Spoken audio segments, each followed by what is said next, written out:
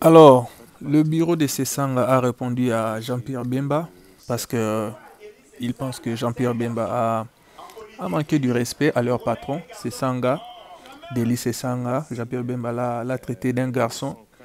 Et lors de son passage sur Top Congo, Jean-Pierre Bemba a répondu à plusieurs questions. Il a aussi taqué l'Église catholique, des hommes en robe, malgré qu'il n'a pas cité une confession religieuse et tout.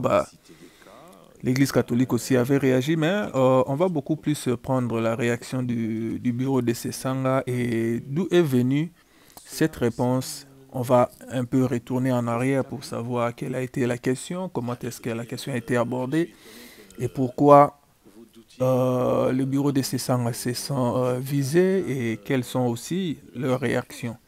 Alors, suivons un peu. C'était pour soit pacte républicain, soit pour empêcher que certains, ou pour faire que certains signent sans crainte de poursuites futures cette constitution qui crée des personnes qui sont au-dessus des lois, des chefs d'institution, qui ne peuvent pas, après avoir travaillé, être poursuivis en justice.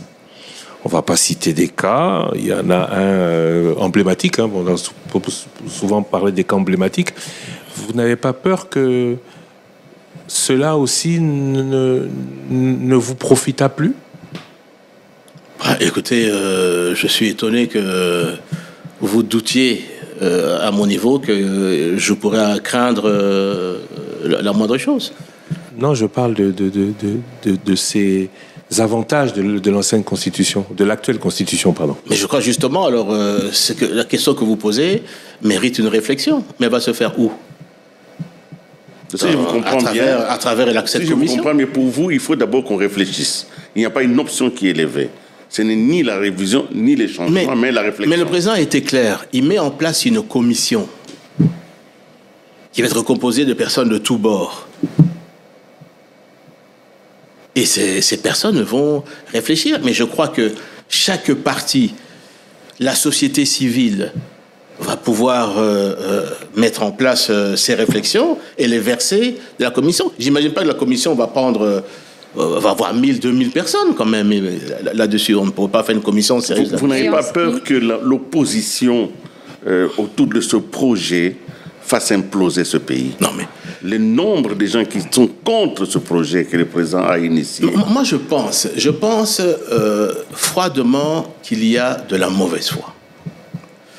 Je pense que certaines personnes, que ce soit au niveau, comme je le disais, des politiciens en costume et les politiciens en robe, lorsque j'entends, je veux dire, les discours, ce sont les discours pour moi qui sont incendiaires et qui sont simplement des discours haineux. Même si on déteste le président, la manière dont certains parlent, certains chefs politiques de certaines confessions religieuses, lorsque vous les entendez parler... Monseigneur Amboko, c'est un... Je ne citerai le nom de personne. J'ai dit des confessions religieuses, et je dis certains responsables politiques de ces confessions religieuses. Les positions qu'ils prennent là-dessus, généralement, on ne parle pas que nous sommes en guerre, on ne parle pas des déplacés qui sont là, on attaque systématiquement avec une haine viscérale le chef de l'État. Or, ce que nous, on s'attend au niveau de ces confessions religieuses et ces hommes politiques, c'est que sur des questions bien précises, comme là, mais moi je connais un des responsables politiques en costume, mais qui prônait il n'y a pas 1 an, 2 ans, la révision constitutionnelle. Je le connais très bien. C'est un garçon, je veux dire, avec qui j'ai travaillé. Votre ancien directeur de cabinet. Et qui est brillant. Mais pourquoi soudain? Je veux dire, je ne peux pas m'expliquer que cet homme que je connais bien, qui est brillant, mais peut changer comme ça. Et je crois qu'il y a de la manipulation et on voudrait. Certains voudraient peut-être obtenir ce qu'ils n'ont pas pu obtenir au niveau des élections. Alors je dis, bon, c'est pas aujourd'hui l'objet de cette rencontre, mais peut-être, et j'espère qu'on ne va pas me pousser, la prochaine fois que vous m'inviterez, j'accepterai à ce que je vienne et que je commence mon discours par « j'accuse ». Si ces personnes vont trop loin, vous accuserez. Je vais accuser. Et je vais amener des preuves dans cette accusation. On les suit, on les écoute. On voudrait mentir à la jeunesse. On voudrait demander à la jeunesse, quand vous tenez des propos, de ne pas avoir peur. Vous voulez imiter qui? Quelqu'un a dit ça en Pologne. Il faut faire attention avec ce type de discours. Faire très attention. Vous savez, il y a un adage qui dit que lorsque vous voulez mettre le feu dans un village, de faire attention que le feu ne ravage pas également votre case. Mais on n'y arrivera pas. Alors je le dis, si ce type de discours haineux vis-à-vis du régime, parce qu'on ne voit pas le peu de bien qu'on pense qu'il fait, on veut systématiquement noircir. Le président a donné la possibilité à 47 diocèses d'avoir $1 million chacun, chaque diocèse, pour des œuvres caritatives, pour le développement. Qui a fait ça? Oui, j'ai suivi le discours puisque j'étais à Isiro lors de la cérémonie pour Anuarit. L'archevêque de Lubumbashi, qui a remercié le président, quand même, pour une fois, là-dessus. Mais c'est systématiquement les discours pour pouvoir soulever la jeunesse, soulever la population. Alors je dis très bien, ce pays appartient à tout le monde. Ce qu'on attend, nous, des hommes d'église, c'est qu'ils rassemblent, qu'ils parlent de paix, d'unité. Nous sommes en guerre, on est attaqué, notre pays est attaqué. Le pays, il y a des déplacés, plus de 2 millions de déplacés internes. Au lieu de pouvoir nous rassembler, devant la personne qui représente l'unité de ce pays, qu'on l'aime ou qu'on ne l'aime pas, mais le pays est attaqué. Alors, vous venez de suivre la réaction de Jean-Pierre Bemba. C'était bel et bien concernant la révision ou le changement de la Constitution. Alors, autrefois, Delis Esanga était d'accord avec la révision, mais après, avec Félix Tshisekedi, il n'est plus d'accord. Et Jean-Pierre Bemba est partant pour la révision, avec quelques axes qu'il avait cités, 4 points et tout. Et Delis Esanga, dont Jean-Pierre Bemba connaît très bien, parce qu'ils ont travaillé ensemble. Mais ce qui n'a pas plu, il a appelé garçon. Ces garçons, il a aussi taqué l'église catholique. Et dans cette vidéo, vous allez suivre la réaction du parti de Delis Esanga concernant le propos de Jean-Pierre Bemba. Suivant. Est-ce que Moutoulokoa Delis Esanga, c'est un garçon en politique éthique? Vous repérez les garçons? Non, jamais. Netinga Boé, Aleki n'a été mis dans la vie, garçon Félix Tshisekedi. Non.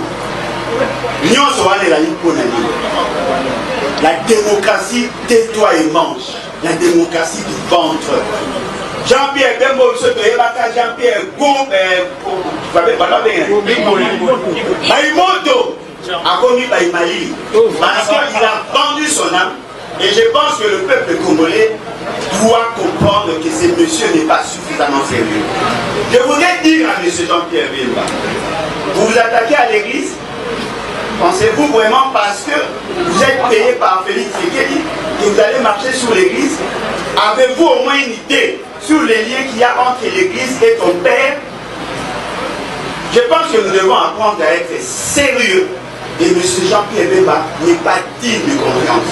Parce que lorsque vous travaillez avec quelqu'un, on vous reconnaît une certaine intelligence, un peu d'élégance. Un peu d'élégance. Quelqu'un qui a travaillé avec, d'ailleurs, lorsqu'on entre on adhère à un parti, on n'était pas sujet de la personne de Jean-Pierre Bemba. Au moment où on va avec la quête, il y a Jean-Pierre Bemba. Un peu de respect, et c'est normal, mais il n'y a pas un mot. Jean-Pierre Bemba, en 2006, a déjà été enterré à La Haye. Aujourd'hui, nous avons d'autres enjeux. Il n'a pas le droit d'intimider la population. Le changement de la Constitution étant inconstitutionnel, même si Jean-Pierre Bemba pouvait mobiliser tous ses anciens militaires, il ne réussira pas. Et donc, nous nous sommes engagés. Nous avons les Les 14, tout na masina, tout ça l'activité na biso et tout le monde va sa moutou. Alors, dans un pays sérieux, doit-on se quereller pour le changement de la constitution ou bien devons-nous s'asseoir? Parce que il se prépare une commission où les gens vont s'asseoir, vont voir comment est-ce qu'on peut changer la constitution et il y a des procédures. Il y a des procédures, si vous regardez dans une vidéo dans la chaîne, Vital Kamerhe parlait de procédures, comment est-ce que ça se passe et tout. Et quelles sont vos impressions des clashs comme ça pendant que le pays est en train de souffrir, la population, il n'y a pas de route, pas à manger, l'économie, et il y a des gens qui veulent se partager le pouvoir pour rester, on ne sait pas. Alors, quelles sont vos impressions et laissez-nous des commentaires. On se voit à la prochaine vidéo. Merci, bye bye.